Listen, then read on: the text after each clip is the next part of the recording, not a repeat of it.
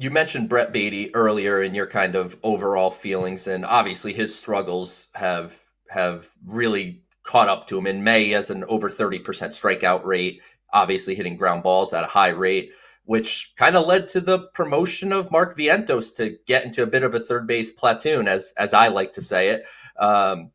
When you have this third base platoon of Baty and Vientos, does it mean the Mets just don't actually have a third baseman? I don't think they do. And I was hopeful earlier this season. Baty looked really good at the plate. His defense, obviously, there's serious strides there. He worked during the offseason a lot to improve his defense. He's looked very good at third base. But offensively, he, again, as I mentioned at the top of the show, he strikes out way too much. He hits the ball on the ground way too much. It's not enough to profile as a third baseman at the big league level. And then you have Mark Vientos, who down the stretch last season, he looked really good, especially power-wise. His bat might play at third base, remains to be seen. He hasn't really gotten that much of a shot there.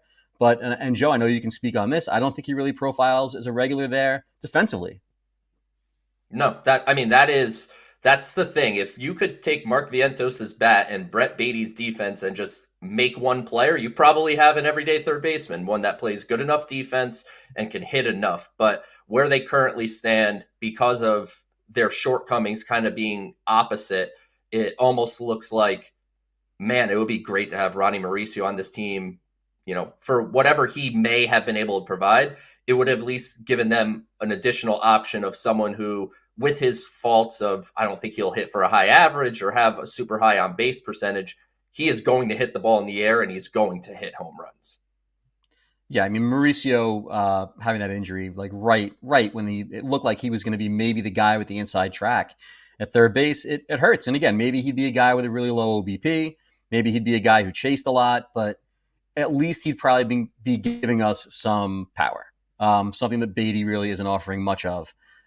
So I think losing Mauricio was a big hurt for them earlier this season, and it would be nice to see during a season where they're kind of figuring out what they have heading into 2025 and beyond, to see what they had in Mauricio. And now we're not going to know. There's a chance he could come back toward the end of the year, but not having him there really hurts in more ways than one.